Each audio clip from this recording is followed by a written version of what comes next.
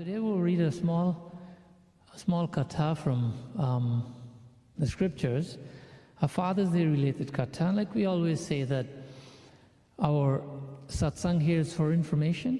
So you'll get some information. This is Vedic information. We'll read a small katha from the Rig Veda, which is, the katha is in the Rig Veda. It's also in the Kathopanishad.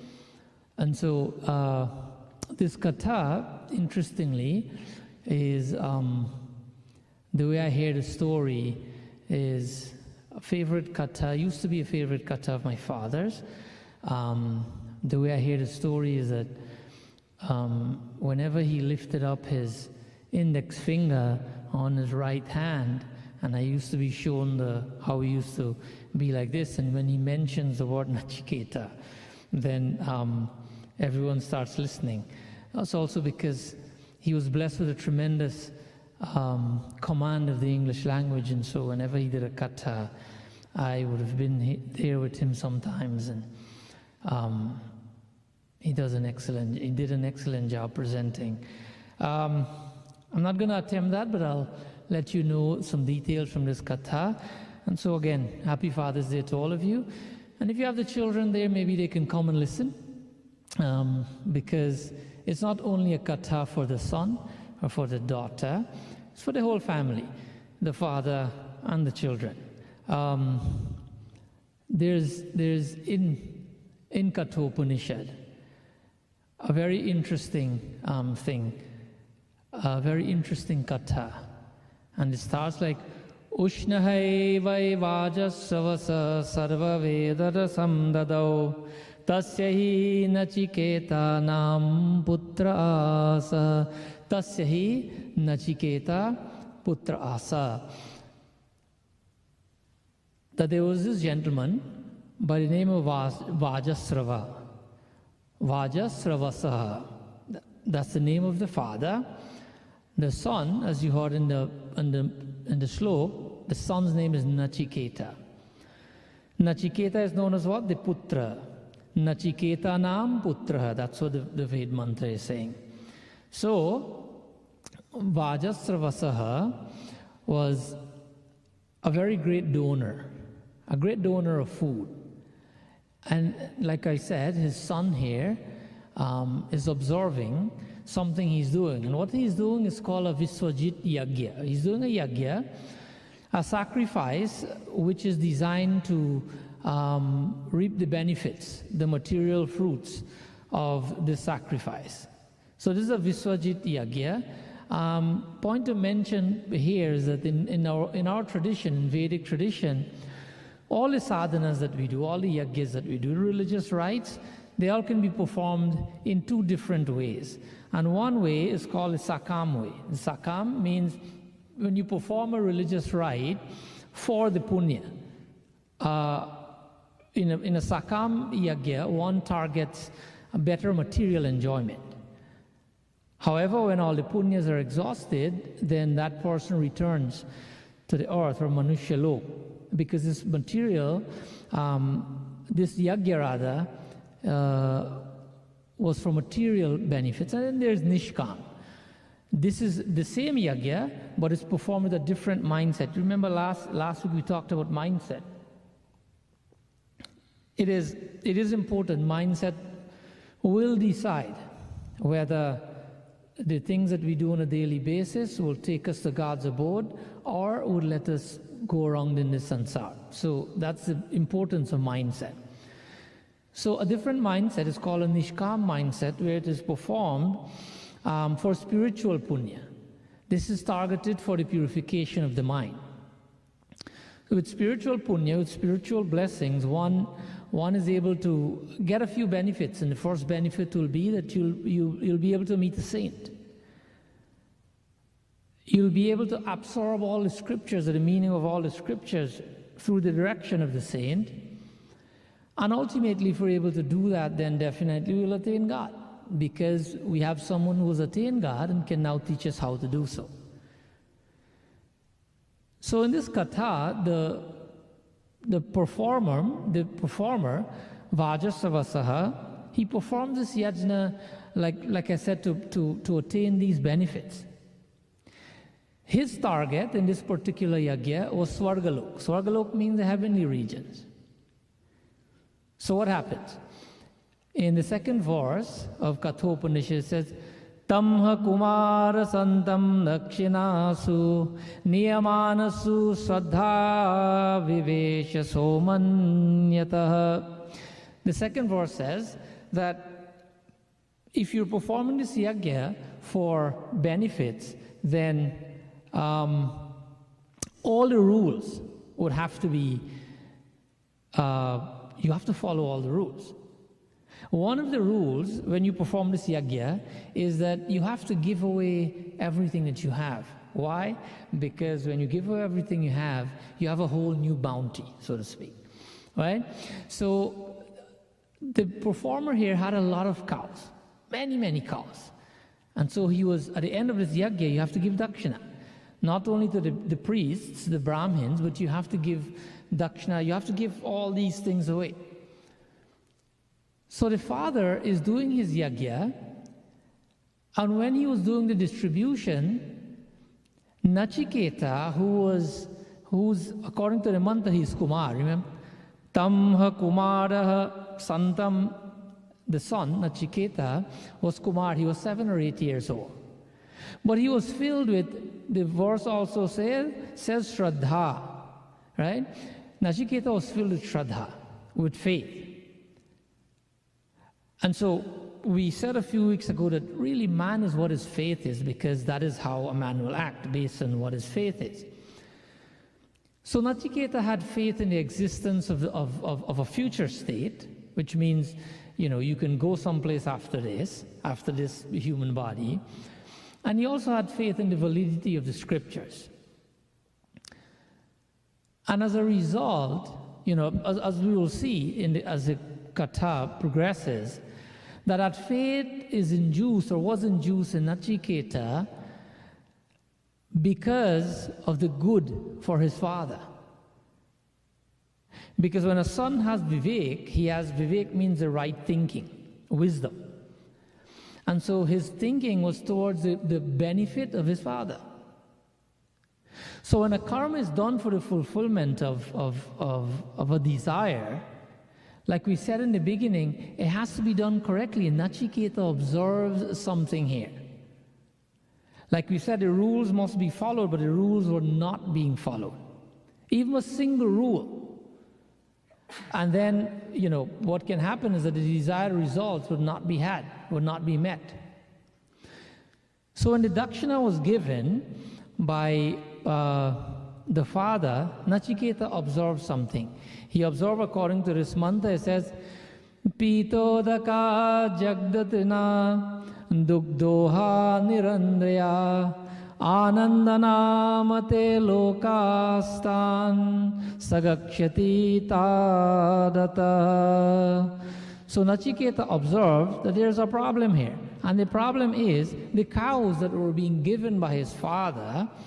This is how the mantra that we read just now, this is the third mantra. This is how his father was doing this yajna. Pitodaka. He was giving the cows, but the cows that he chose to give were pitodaka. This word means that they drank water already. What does that mean? That they were so old that they may not even live to drink water again. Jagdatinaha. That the grass has been eaten. This is what this word means. What it means that they have already eaten grass. They might not be able to eat more grass. Nirindriyaha. Nirindriya means not capable of procreating. These cows could not bring forth children, like calves. So, dugda doha. Dugda doha mean obviously these cows cannot give any milk. So the father is giving his dakshina, his dan, but he's giving all the things that are no good. So instead of helping someone who you would have given these dakshina to, this dan to, you'd only bring more trouble in the lives of these people, because now you have given them a useless cow. So Nachiketa, he observed what's happening here. You know, when you give cows in these yajnas, according to the tradition, You're supposed to even make their horns, the horns on the cows, you're supposed to make them gold-plated. You're supposed to show the fulfillment and the gratitude for having completed this yajna and give the best that you can. The father was not doing that. He was just giving the cows that were useless. Sometimes we do that in life too. There are so many examples we can think of, Some people, you have a puja, Durga Puja, for example, and we go to the store and we're buying 2 saris. We're buying one for the person who will sit for the puja, and one is for Divine Mother.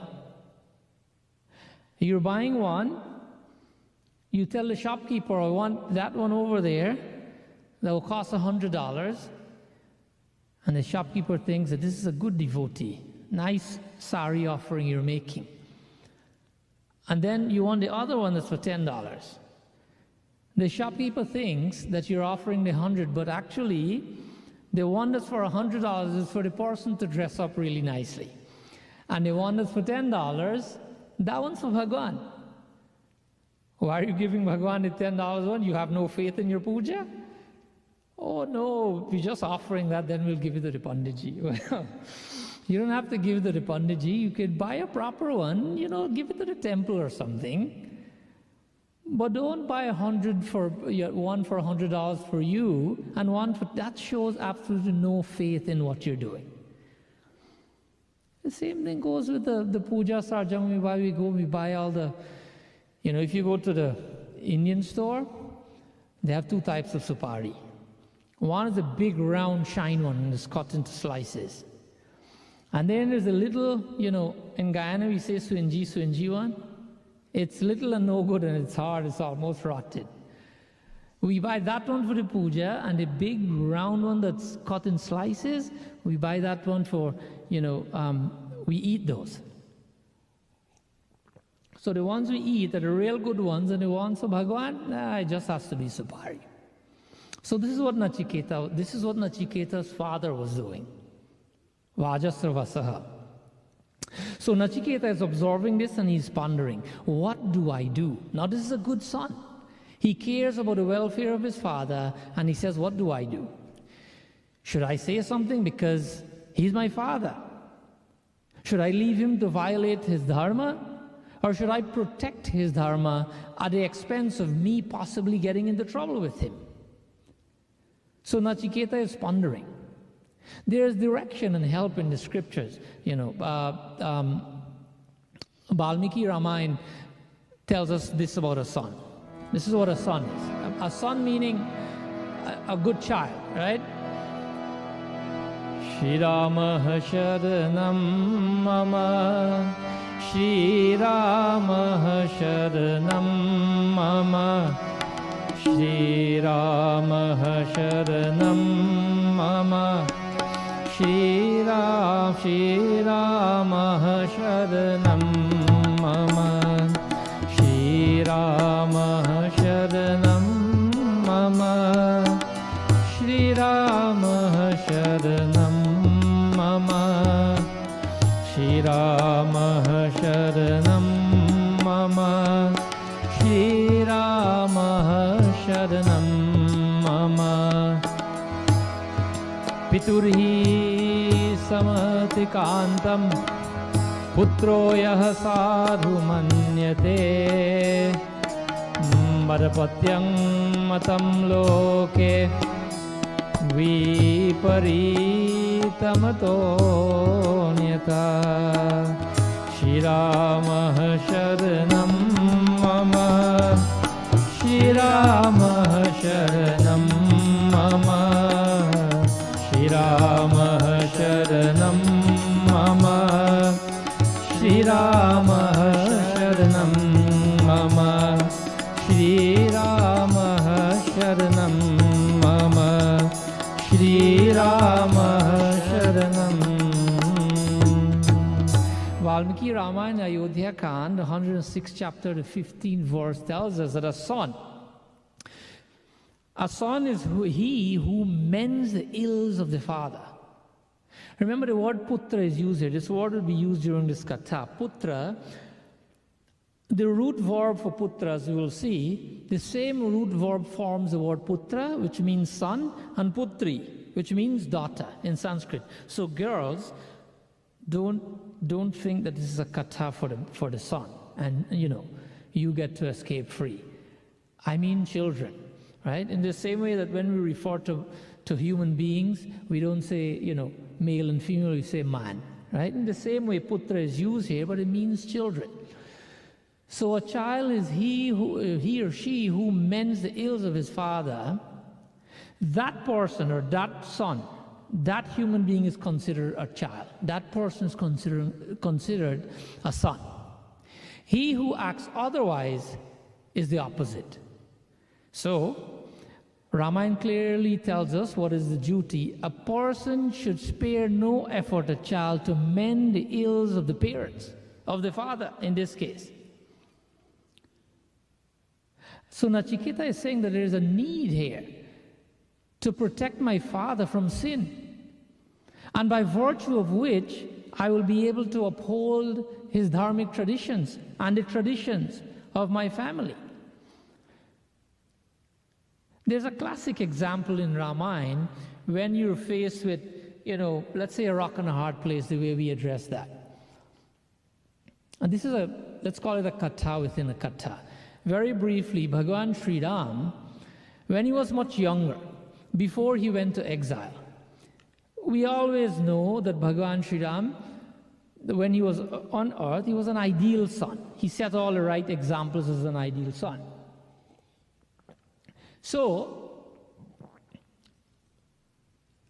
because he was such a great son, a good son, a caring son, his commitment toward the boon that was promised to Kaikeyi by his father, the two boons, Dashrath had given Kaikeyi, one of the queens, two boons a long time before that. And for those of you who don't know the Katha, Kaikeyi asked for those two boons, and those two boons was that Bhagavan Sri Ram must not be crowned as king, and he should go to the forest for 14 years. So that in brief, right? So who was the victim here? Bhagavan Sri Ram was the victim. Why? Because he was the one that's supposed to be coronated the next day, and now he's asked to go to the forest for 14 years. And so Dashrath was distressed, and Bhagavan Sri Ram was called into the chamber. But according to this katha, that this vow, this promise from his father was so sacred to him that he was ready and willing to abandon the kingship. Why? Because the honor of his family's words is at stake. Sri Ram cared a whole lot about the word of his father. Actually, it's not only just his word, but the honor of the promise given by his father. The commitment and the prestige of the Raghuvansh family, the Raghu dynasty. I mean, who today doesn't know, even younger children know this chaupai so well. Raghu kularita sada chali aayi pran jaya par bachan na jaye. Very simple words. Raghukula Reet, the Reet in the Raghu family, the Reet, the tradition, the custom, is that everything can go. Sada chaliyai, however, pran, even life can go. Pranajai, par bachan najai. Bachan means your word. That everything can go according to the Raghukul, but they should have and give the greatest honor to their word. And so because Dashrathji had given his word to Kaikeyi, regardless of what that promise is, and regardless of the fact that Bhagavan Sri Ram was the victim here, he was most caring and concerned about upholding the word of his father. So in the same way, Nachiketa wants to ensure that his father is within proper conduct and righteous tradition of the family should be continued. Why? Because I say tradition because just like the Raghukul, their word should stay, Nachiketa's Aja, who was Vajasravas. Remember Nachiketa's father, Vajasravasaha. His Aja, Vajasravas. They mean the same thing, you know. Vaja means food, andan. Shrava means very popular for doing that. So essentially, his Aja and his father were very famous in the society, in the community for andan, for distributing food in charity. You know, scriptures have so many beautiful examples of children going all different sides when faced with difficult decisions. Some children held to what dharma is, some use the situation to benefit themselves. For example, we know of Prahalad. Prahalad going against his father's wishes. Why? Because it was against dharma.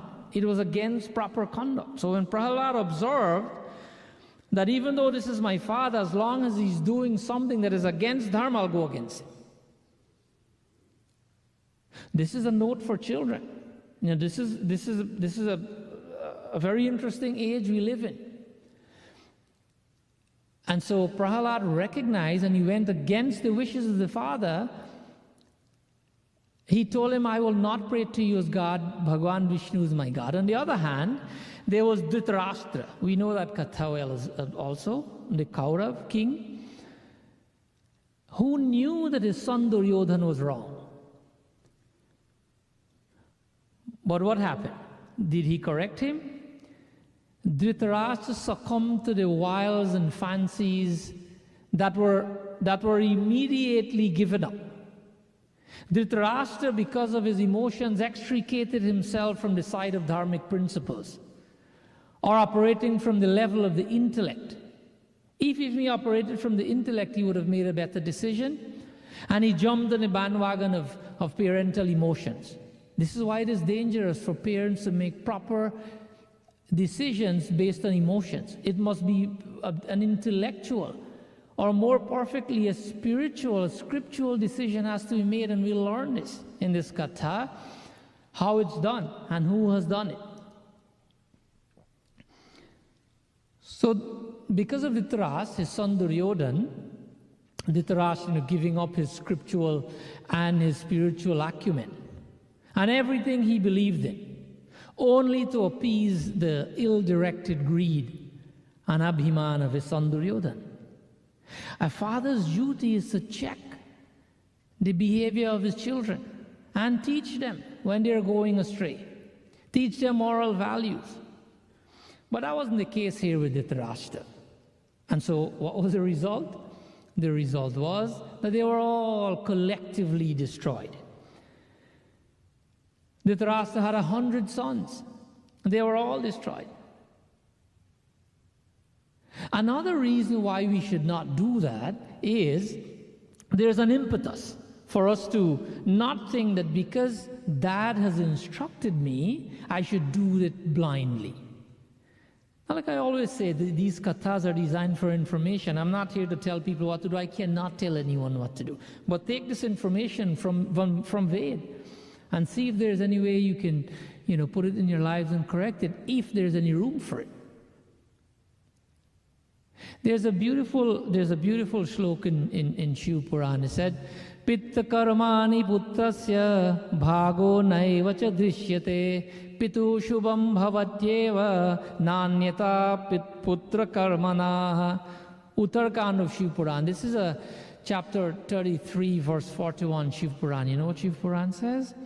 That pitta karma putrasya, that his son does not fetch the burden, does not get the blame, does not bear the brunt, does not reap the benefits or the penalties of the karma of the father.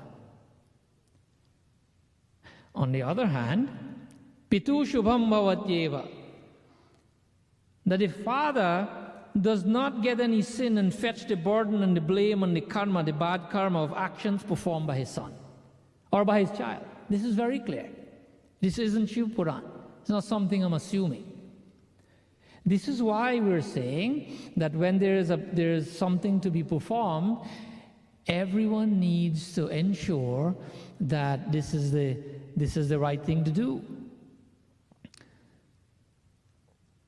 So to appease one side of the spectrum, a father would blindly do something with a son, or vice versa, and completely ignore the other. If this is a scale, then it's a scale of life, and it will be lopsided. When it's lopsided, when you cannot balance the things you do in life, you will have unending disruptions on a most frequent basis. Because, habit is another kata, but we talked a little bit of 1% of habit last week, and it multiplies and multiplies and multiplies. I mentioned to you earlier that Bhagavan Sri Ram was in a similar situation, an uncompromising situation when he was younger. And so, if we remember the katha that Vishwamitra, the sage Vishwamitra, had come to Raja Dashrath and asked for Sri Ram and Lakshman to go to the forest with him. Dashrath was hesitant. He didn't want to go. He didn't want his sons to go because they were too young. But eventually he had to give in, because this is dharma. His sons had to perform dharma. This is why they were born to begin with. There were demons in the forest disrupting the ahuti, the havan, the yajna of the saints. But while Bhagavan Sri Ram was there, he had a very huge encounter with a female demon called Tarka. Bhagavan Sri Ram was hesitant to take any action against the demon. Why? Because this was a female demon. Bhagavan Sri Ram knew and felt that to kill a female is against the Kshatriya dharma, the dharma of the Raghukul. That a Kshatriya warrior should not raise weapons against a woman. And so, he's being hesitant. Bhagavan Sri Ram is hesitant. Vishwamitra, the sage, reminds him of his commitment to obey him, obey the sage. Because he had promised his father, Sri Ram has promised his father that he will obey the instructions of the sage while they're in the forest. Vishwamitra reminded him of the purpose for which he's been sent into the forest. This illustrates, a very interesting aspect of dharma. What it does for us. It helps us to understand that here Sri Ram is caught between the pull of two principles. One, not to deliberately injure a female, and the other, to follow the commitment made to his father. So what does he do? Clearly, both principles cannot be followed simultaneously. So in order to choose one, if you're put in a situation like that, where your principles are challenged in any given situation, then the first thing you do, you check if there's some sort of precedent to follow. Usually there will be some sort of hierarchy in which, something will rank higher than the other. But this is an interesting aspect of Sri Ram's life. And not only for Sri Ram, but for us human beings, as we are faced with these conflicting values so often in our lives, sometimes every day. And we do not know how to move forward. We do not know, we just compromise. We don't know how to make a proper decision. Bhagavan Sri Ram helps us to understand how a proper decision is made in the best interest of everyone. What happened? To obey the instructions given by his father and not to be rude and disrespectful to Vishwamitra. Why? Because Mahabharata helps us to understand Nirdeshavatir chapitu putro bhavati dharmata ashram dharma. Chapter 4, verse 55 of Mahabharata tells us that a son is the obeyer of a child, we talked about this, is the obeyer of the directions of his father, but not only that, not only the direction of his father, the directions of his father that are according to the laws of duty and dharma. Bhagavan Sri Ram knew that. But he was wrestling with this decision. Am I violating dharma or principles and values by performing this action? Because in life, fathers are human beings, and they could be wrong for one or more reasons. Could be selfishness, could be a mistake, it could be plain old ignorance.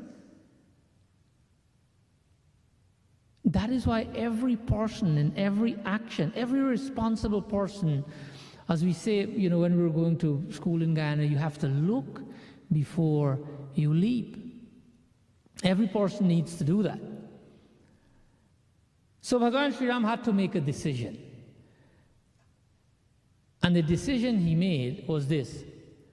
Shri Ramaya Nama Soham Pituravachana Shrutva Shasanad Brahmavadinah Karishyami na Sandehas Tatakavadamuktamam. This is Valmiki Ramayan, the first chapter, 26th verse, 26th chapter, 4th verse, Valmiki Ramayan. Bhagavan Sri Ram decided. What did he do? According to Soham, Pitur, Vachana, Shrutva. Shrutva means to have heard, right? To hear. Pitu Vachan, Prana Jai, Par Vachana Jai, same word. Pitu means father. So he recognized and realized the words of his father, and he wanted to honor them. But he wasn't sure. And now with Vishwamitra there, Vishwamitra here is known as Brahmavadinaha. Brahmavadina means someone who has a knowledge of Brahma, of Brahman, of Bhagavan. Has the knowledge of all the scriptures, the Ved. And so he double-checked with Vishwamitra. He remembered the words of his father. He put them all together. Now he knows that he has the approval of his father and of dharma, of scriptures, and now he's free to act. He's not violating anything. So when we're put in a situation like this, we must check with our silent selves. We must check with that listener within us. We must check. Do introspection. Look deep inside for the answer. You can ask 100 people, they can tell you 100 different things. Then what do? You have to check with you and your spirituality and your scriptural knowledge and your dharma and your core values and your family values. Ensure all the boxes are checked. And when they are, then go ahead. Bhagavan Sri Ram said what? I shall execute the act of killing Taraka, because it was approved by his father and by Vishwamitra. Because father instructs as per given situation or given information. But Sri Ram here ensures that the actions are in conformity with righteousness, not only because his father said this. Now children, if you're listening, don't use one side of this. Oh, I don't have to do this because, I don't think it's right. No. You don't know if it's right. You have to check with father and dharma to see if the action is correct. Tasya hi nachiketa nama putra as. Coming back to the katha, this katha spans over about 19 verses, so we'll just do a few verses only, another 2 or 3 more, because it's a long katha. On the 20th verse of this katha, this is where, because of a question, because of a request, the rest of the Upanishad is, this constitutes the rest of the Upanishad, right? So, tasya hi nachiketa nam putra as. We hear this word being used very often, putra. Nachiketa nam, the name. The name Nachiketa is a putra. Why? Because putra means Pumanam narakaha trayate pitaram. Pumanam narakaha trayate pitaram iti putraha. This is what putra means. What does that mean? The one who saves his father from where? from going to hell. There's a hell named Pum or Put. A child is given that name in Sanskrit, Putra or Putri, because a child's responsibility is to save the father, save the mother, save the parents from going to hell. What does that mean? To save them, to prevent them from doing that which is wrong, and don't encourage them and enable them. Don't cause them to do that which is wrong, like Duryodhana did with his father. This constitutes a Putra or a Putri, the one who saves. Because when you perform these actions, where are you going? Narak, according to the scriptures. But the father of Nachiketa here has performed this yagya to go to Swargalok, and he's breaching all the rules, and the only thing that will do to him is send him to Narak. This is why Nachiketa has decided to act. Ayodhya Kaand helps us to understand again. Shri Rama Sharanam Mama, Shri Rama Sharanam Mama, Shri Rama Sharanam Mama, Shri Rama Sharanam Mama.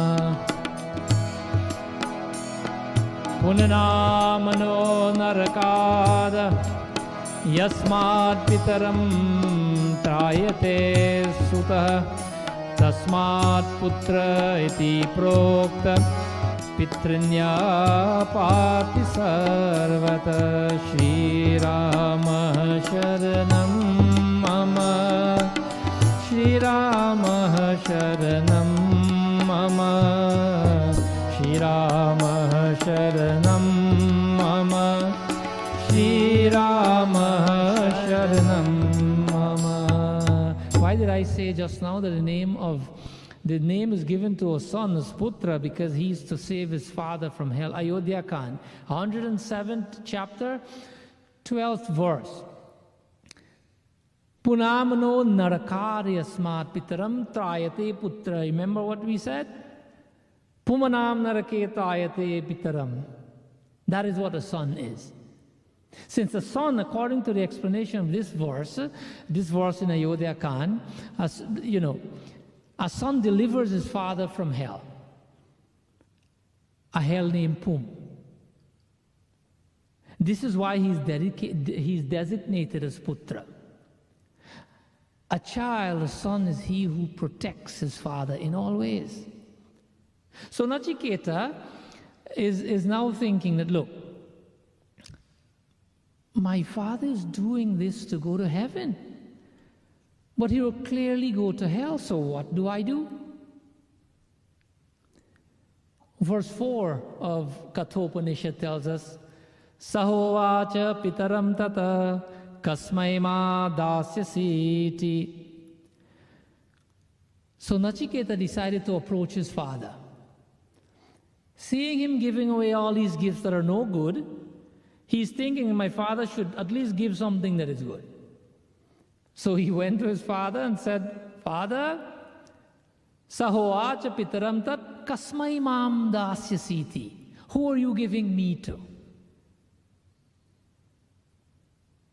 His father is not responding. The next line says, Dvitiya tritiya tam hovacha. He asked the second time. Nachiketa asked the third time.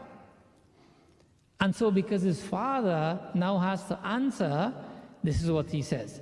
Dvitiyam tritiyam tam hovacha mrityave tvam dadamiti. You know what that means?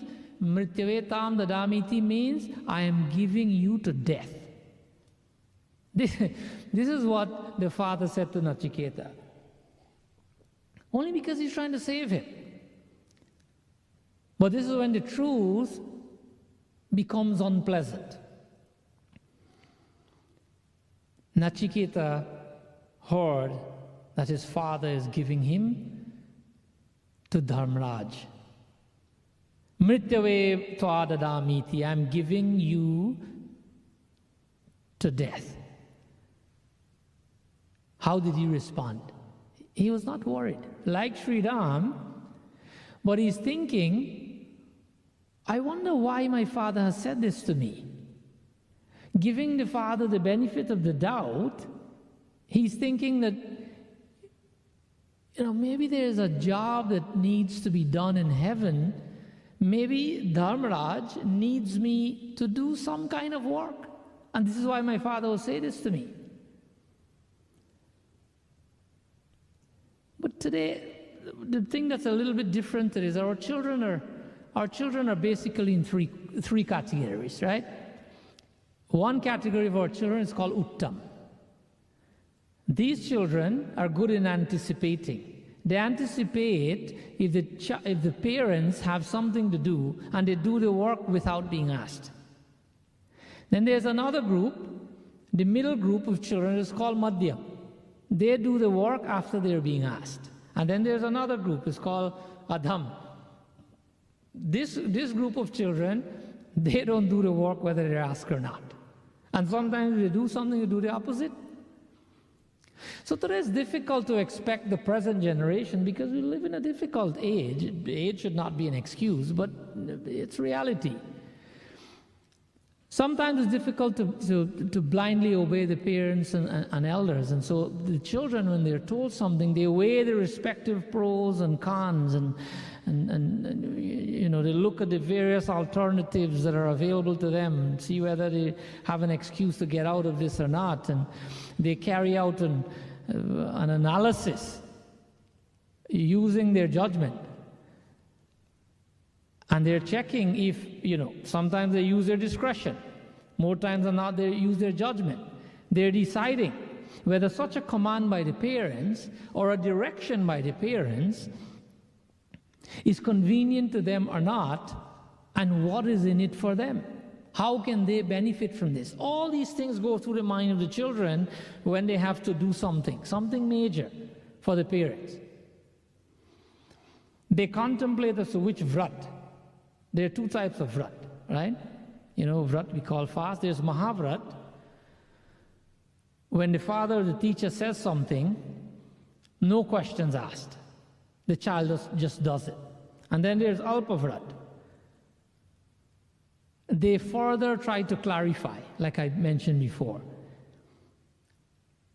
They check with the panchang, they check with astrology, they check the weather, they check the distance, they check a whole bunch of things. See if it's convenient. If it is, they'll consider doing it. But Nachiketa here is saying that he's addressing his father, that look, I am ready. I am ready for you to send me to Yamraj. The father was surprised. Are, Nachiketa, what are you talking about? Everything I have, I keep for you. That's why I'm giving away all these animals. I'm keeping the good ones for you. Now, a typical child will be ecstatic. Oh, now I understand. Dad is doing this for me. So I'll get all the things that are good and give Bhagwan all the things that are no good. Give other people who need good things, give them things that are no good so you can give them more trouble. But when Nachiketa said to his father, I'm ready to go, his father by now had regained his composure. And he repented. He said, look, Nachiketa, I said these are harsh words, and I want to withdraw my statement. Nachiketa did not appreciate his father's desire to, as we say, to eat his own words. Because remember, he's a person of Shraddha and Vivek in the first verses we read. So he felt that his father must stick to truth. And that his father must bring harmony in his thoughts, his words, and his actions. Essentially, what he doesn't appreciate his father doing is saying one thing and doing something else. If you say something, follow up. Is what Nachiketa is teaching his father. Because now Nachiketa is teaching his father Dharma Niti. The father is supposed to teach him, but like Sri Krishna, when he was 6 years old, when his father, Nanda Baba, was going to worship, Sri Krishna reminded him as to how you should worship. This is when they did Govardhan Puja. Many people know that katha. This is what Prahalad did. Nachiketa is doing the same thing. He starts teaching his father Dharma Niti, the laws of Dharma. So he says to his father, he says, look, Anupasya yata purve pratipasya tata pare yasyamiva martya pachyate sasyami jayate punaha. That father, this life is like the crops you see outside. That in this life, that impermanence is the only thing that is permanent in life. This is what Nachiketa is saying to his father according to the verse.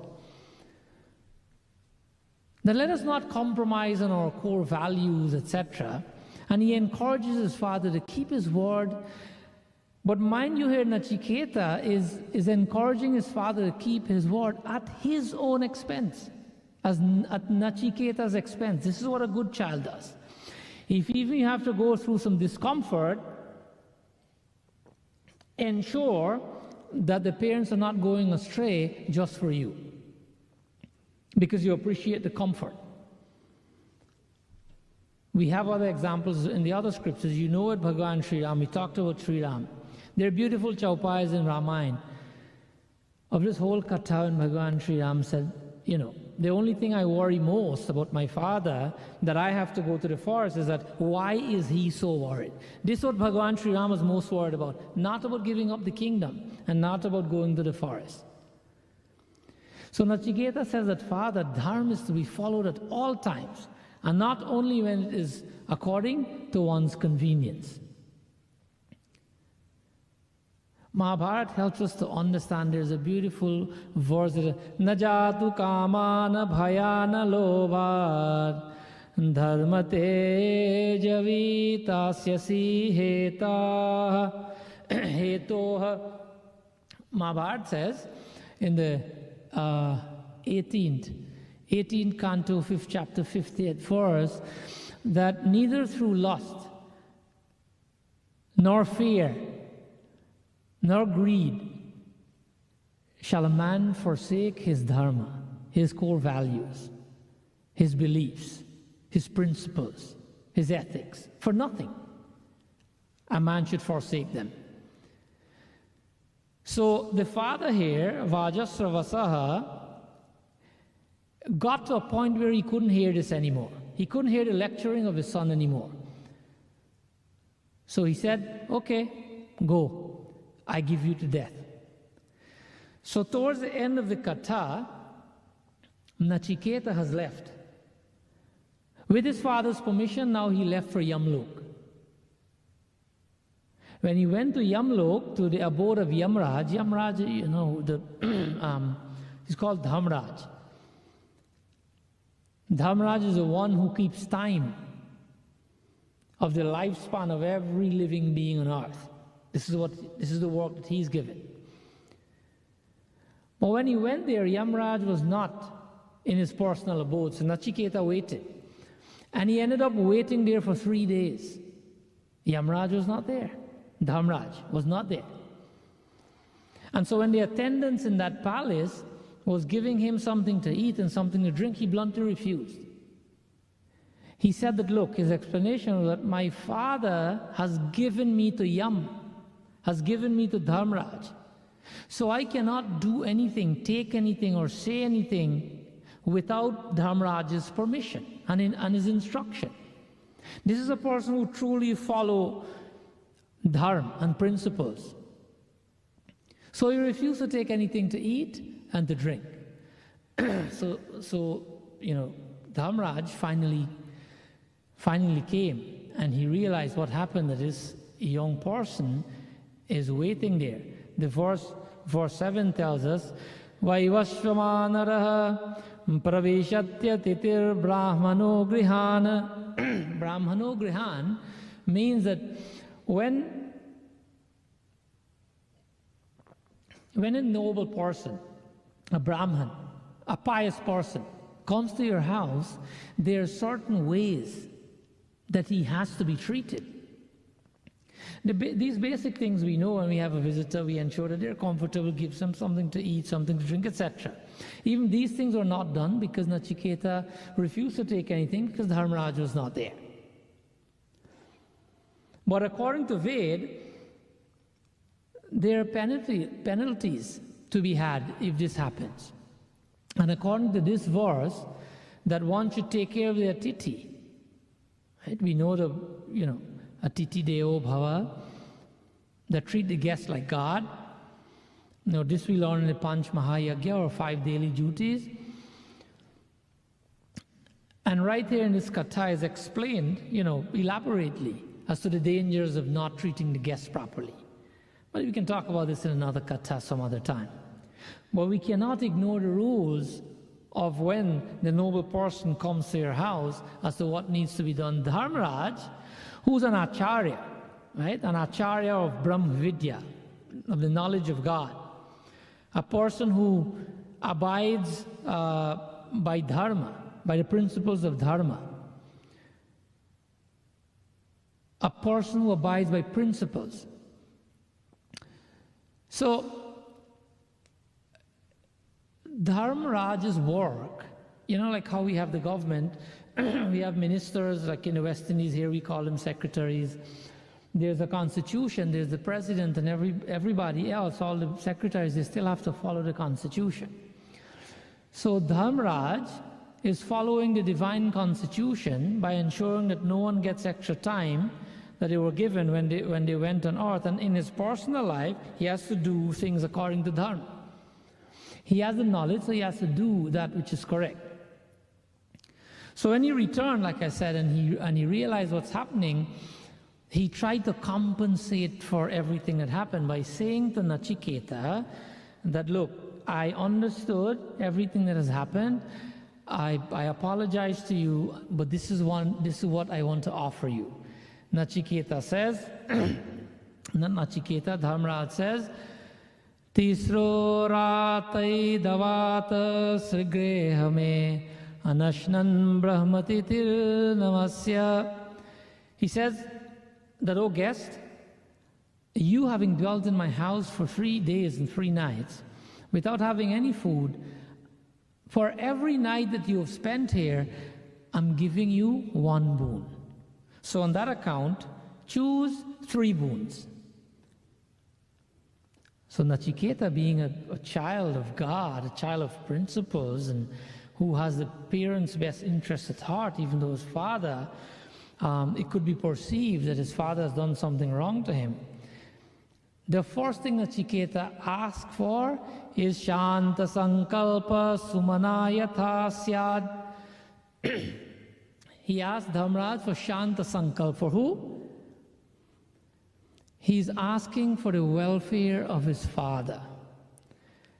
That may my father enjoy peace of mind.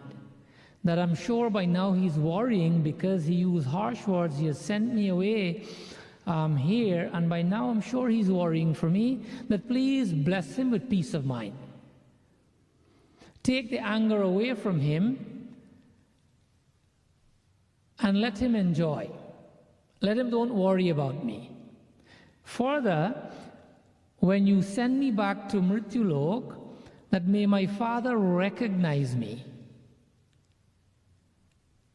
He should recognize me and treat me like that same son that I was there before. Nachiketa is not asking this because he wanted to be treated like the son he was treated as, or like, but he's asking this because then when he goes back from Yamlok, depending on your bhavana, you can see this person's a bhoot, you can be scared of him, you can try to throw him out, and that will further complicate the situation, the mental situation of his father. So thinking about his father, he said, let him accept me and know that I have come from Dharmalok, but I'm the same son. Sukham Ratri. That from now on, O Dharmaraj, let him not lose a minute of sleep because of what he would perceive as having done the wrong thing. So Yam said, okay, 1 gift is given, tatastu, so be it. When you go back, he'll recognize you the same way, he'll love you the same way, and he will sleep well all the time. So, second boon. The second boon is explained in the 12th verse of this katha.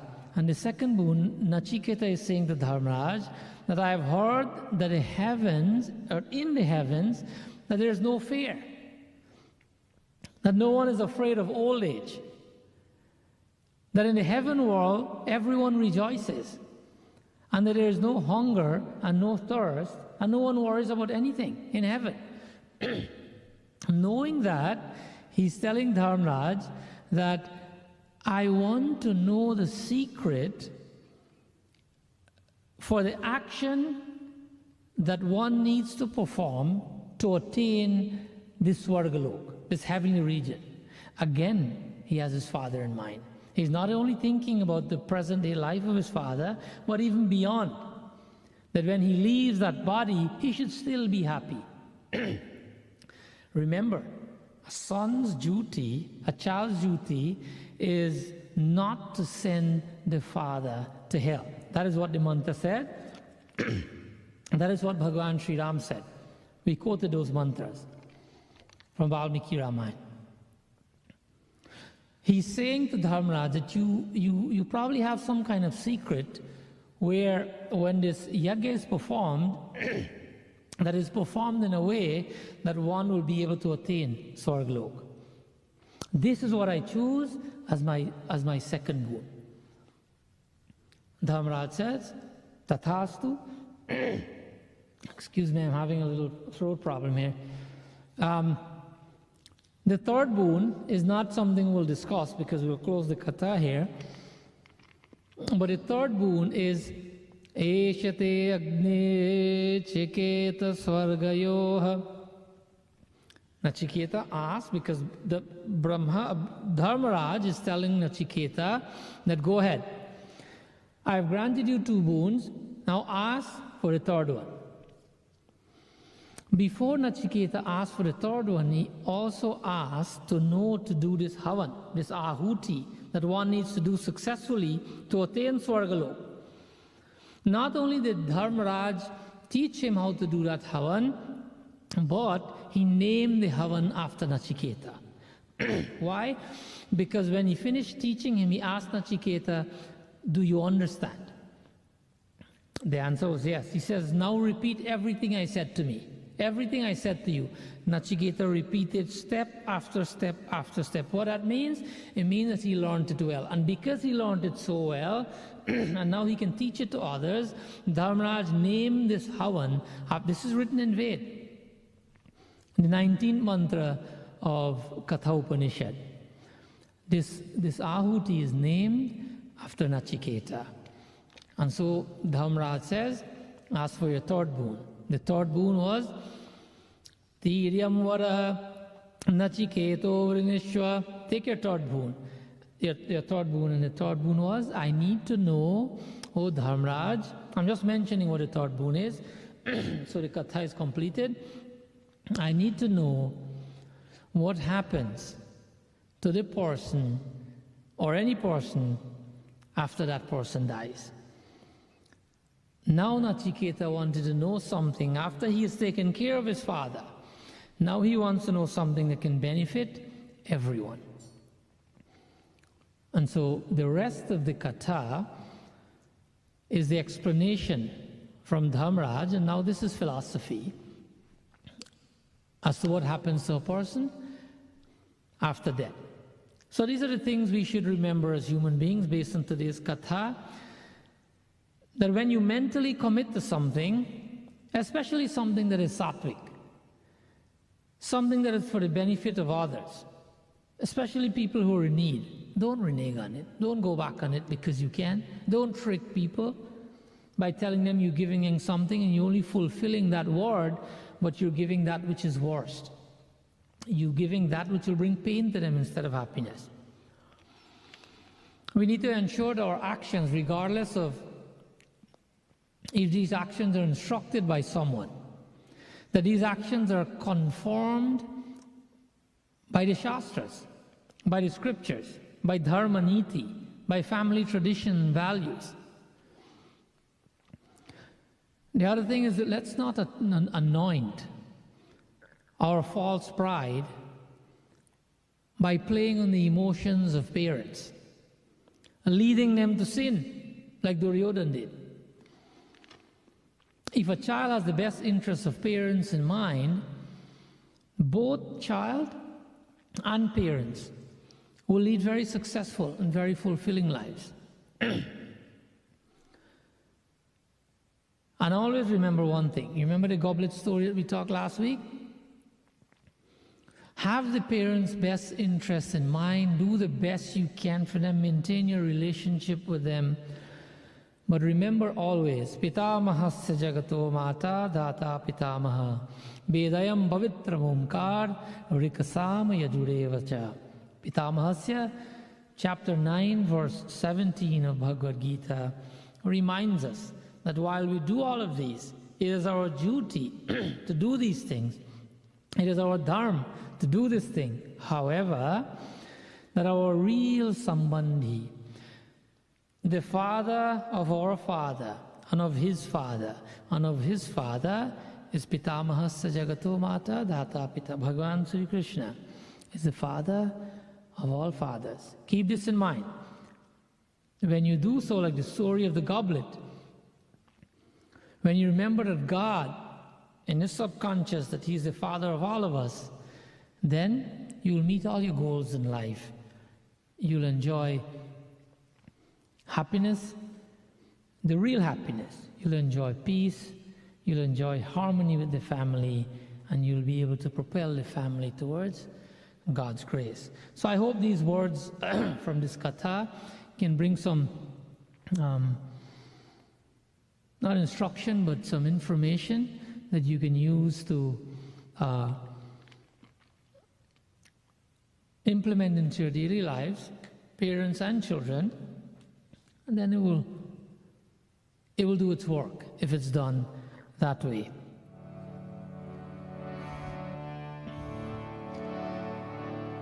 Vrindavan Bihari Lal Ki Jai. This little song today I want to dedicate to all the fathers. I used to sing this song to my dad. Most people may think it's a mother bhajan, but it's for mother and dad. Do know that this little song is for all of you. It says, Goda mamaki aaka khuli jag, that while a child is born on the lap of the mother, dekha baap ke kandhe chadke, it was on the shoulder of the father that they all saw the world. So let's recognize this. Seva badi na hogi koi, that whatever we do for them, in dono ki seva ki barke, that we're not doing them any favor, we're not doing charity, we're just fulfilling a sacred duty when we do anything for the father. This includes helping the father to stay within dharma when he's put in a difficult situation to choose between an emotional decision for the benefit of a child and his dharma. It is also the duty of the child to come in and help take that difficulty away from him. Lelo duaye maa baap ki, sir से उतरेंगी घतरी पाप की,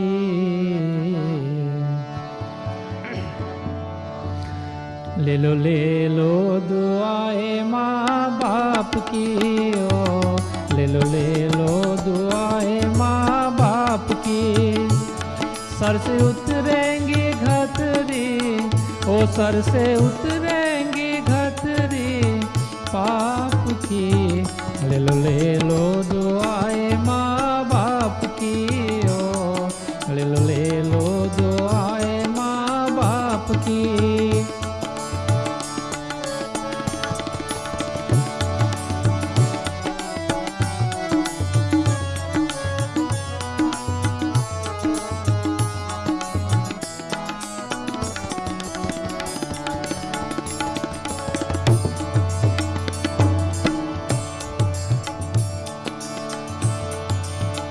गोद में माँ की आँख खुली जग देखा बाप के कांधे चढ़ के,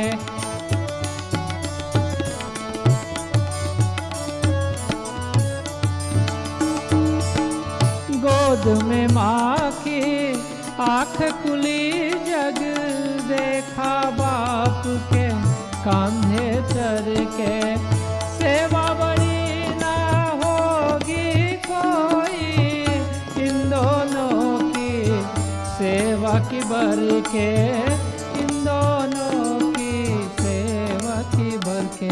ले लो दुआएं माँ बाप की, वो ले लो दुआएं माँ बाप की। सर से उतरेंगी घतरी, ओ सर से उतरेंगी घतरी पाप की। ले लो दुआएं माँ बाप की, ओ ले लो दुआएं माँ बाप की, ओ ले लो दुआएं माँ बाप की। Vrindavan Bihari Lal ki jai. Thanks again to all of you for joining us this morning. Happy Father's Day to all the fathers. Bhagwan bless you. Live long, stay healthy, have fun. बार बार भर मांग हो, हर्ष देह श्रीरंग, पर सरोजयन पावनी, भगति सदा सतसंग सिया। पति रामचंद्र की जय, शरणम प्रभु उमापति महादेव की जय। पवन सुत हनुमान की जय, सियावर रामचंद्र की जय। शरणम प्रभु सब संतन की जय, जय सीताराम। जय जय श्री राधे, जय जय श्री राधे, जय जय श्री राधे। रासेश्वरी राधा रानी की जय।